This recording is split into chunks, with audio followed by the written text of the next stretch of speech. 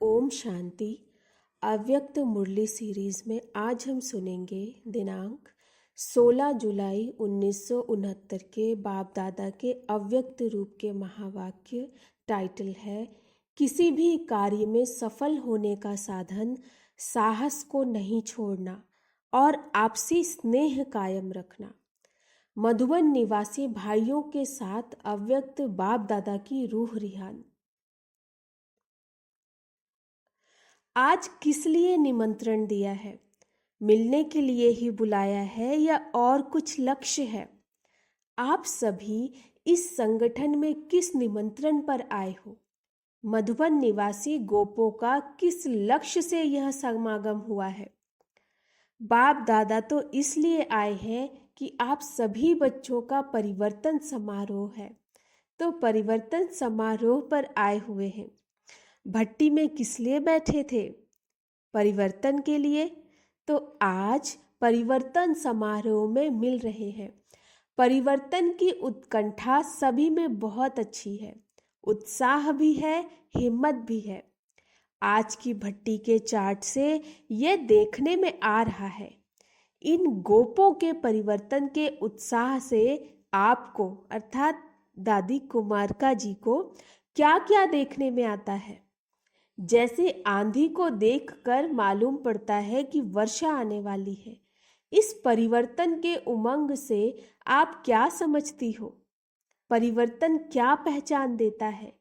इस परिवर्तन का उमंग खास इस बात की पहचान देता है कि अभी प्रत्यक्षता का समय नजदीक है।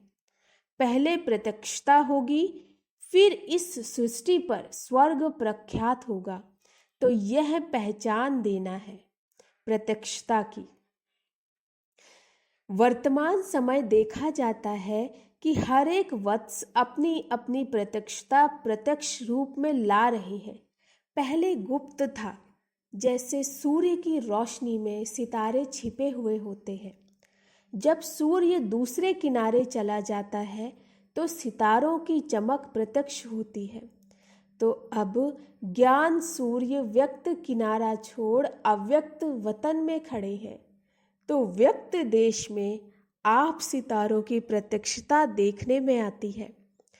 पहले से अभी एक दो को ज्यादा पहचानते हो ना? जैसे कहते हैं ना, एक एक स्टार में दुनिया है, लेकिन यह पता नहीं कि एक एक स्टार की कौन सी दुनिया है। इस आकाश के सितारों में कोई दुनिया नहीं है, लेकिन यह धरती के चैतन्य सितारों में एक एक दुनिया है। अपनी दुनिया का साक्षात्कार होता जाता है। थोड़े समय में ही देखेंगे जो संगम का संपूर्ण रूप आप सभी का है।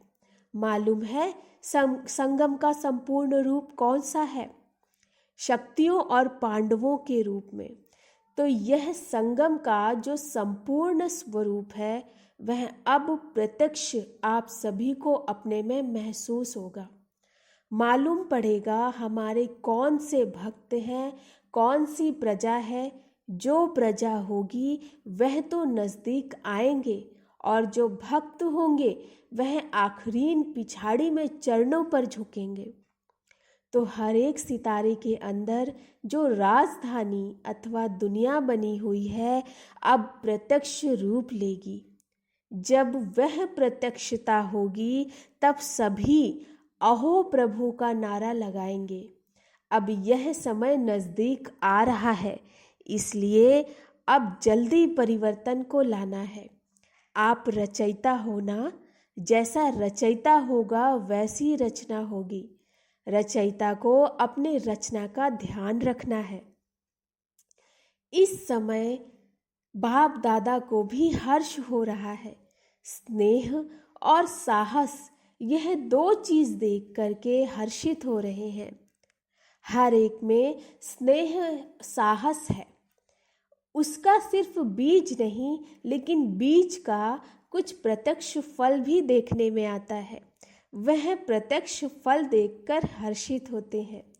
लेकिन जब फल निकलता है तो फिर उसकी बहुत संभाल करनी पड़ती है। तो आप भी इस फल की बहुत संभाल रखना, क्योंकि यह फल बाप दादा को ही स्वीकार कराना है। लेकिन यह खबरदारी रखनी है कि बीच में माया रूपी चिड़िया फल को जूठा ना कर दे। फल जब पक जाता है तो फिर पक्षी उसको खाने की बहुत कोशिश करते हैं, तो यह माया भी इस फल को खाने के लिए कोशिश करेगी। लेकिन आप लोगों ने किसके लिए फल पकाया है, तो संभाल भी पूरी रखनी है। अभी अजून फल निकला है, पूरा पक जाएगा फिर स्वीकार करेंगे, तब तक संभाल करनी है। फल के संभाल के लिए क्या प्रयत्न करेंगे, उसका क्या साधन है आपके पास? जरा भी फल अगर जूठा हो जाए फिर स्वीकार थोड़े ही होगा। अब उम्मीद तो बहुत अच्छी है, सभी के मस्तक पर आत्मा का सितारा तो देखने में आता ही है, लेकिन उसके साथ साथ आपके मस्तक पर क्या चमक रहा है?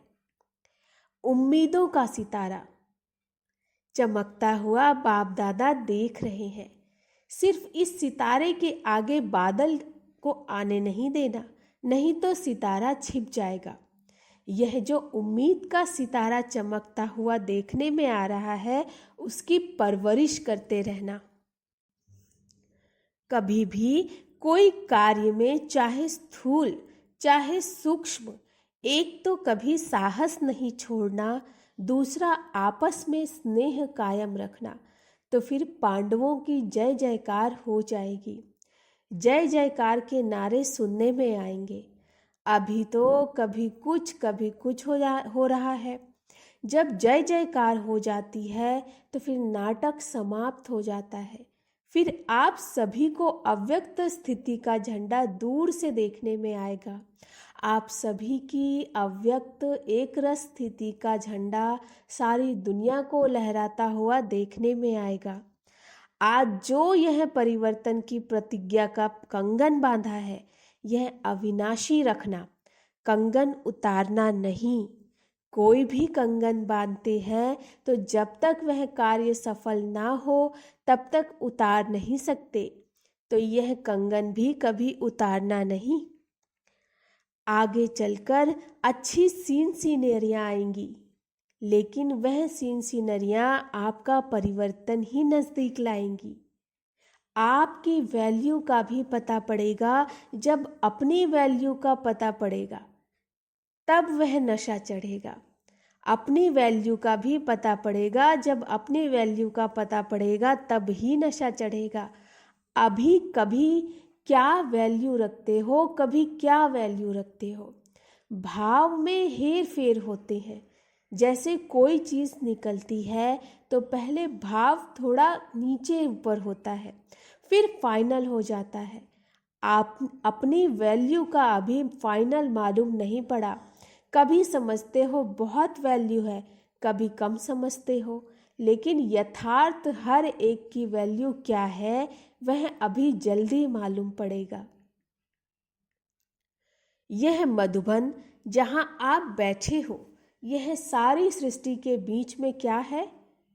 मधुबन है बाप दादा का सारी दुनिया के बीच में बड़े प्यार से बनाया हुआ शोकेस। जैसे शोकेस में बहुत अच्छी अच्छी चीज़ें रखते हैं और सभी चीज़ों से ऊंची चीज़ शोकेस में रखते हैं, तो मधुबन सारी दुनिया के लिए शोकेस है।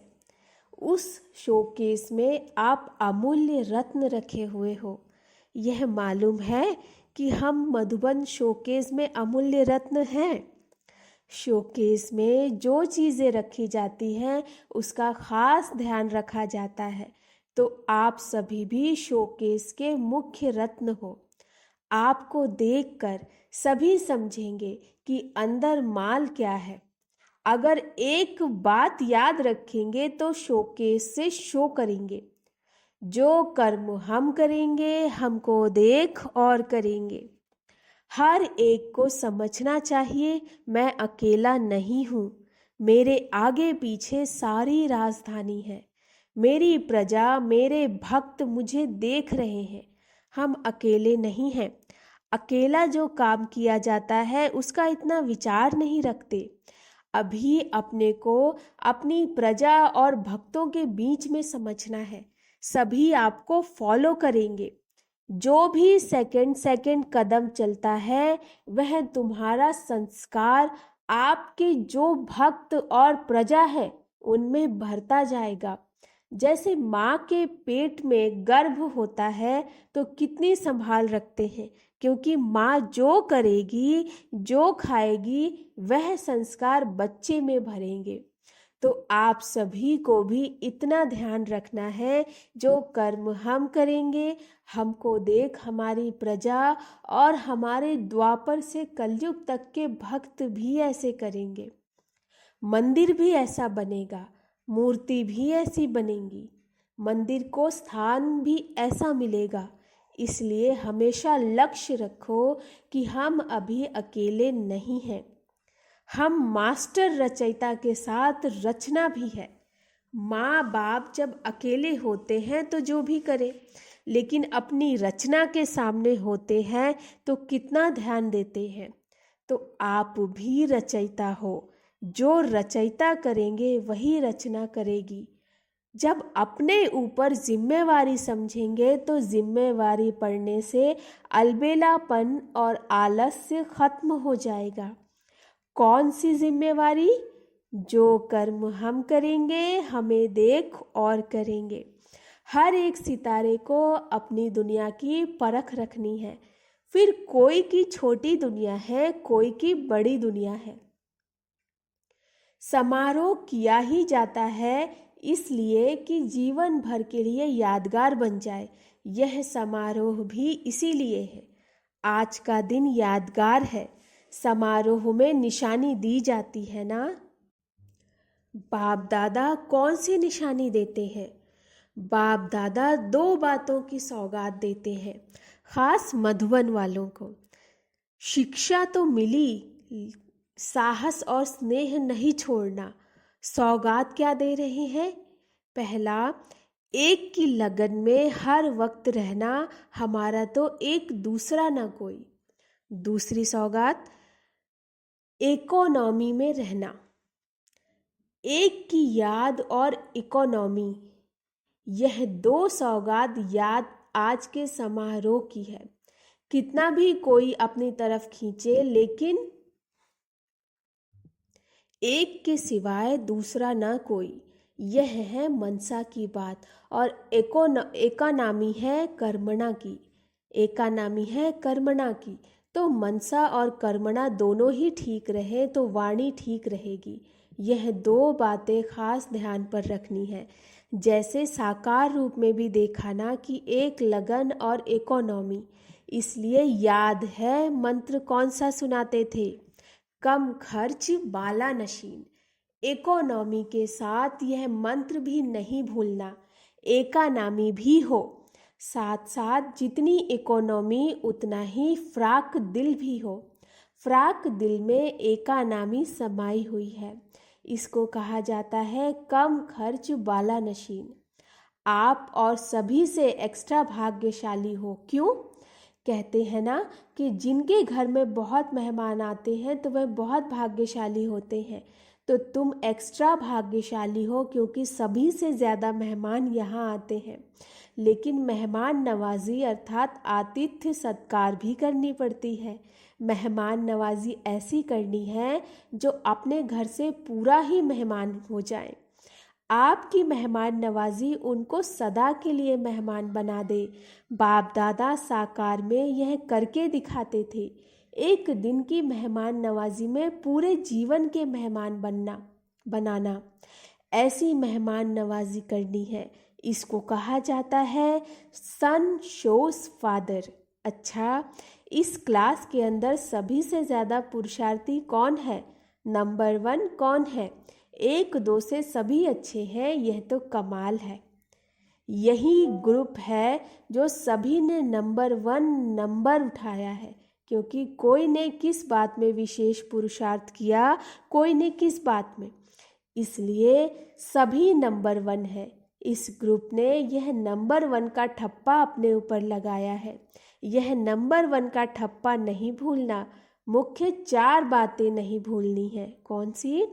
एक तो शिक्षा, दूसरी सावधानी, तीसरा ठप्पा और चौथा 1-2 को आगे कर उन्नति को पाना।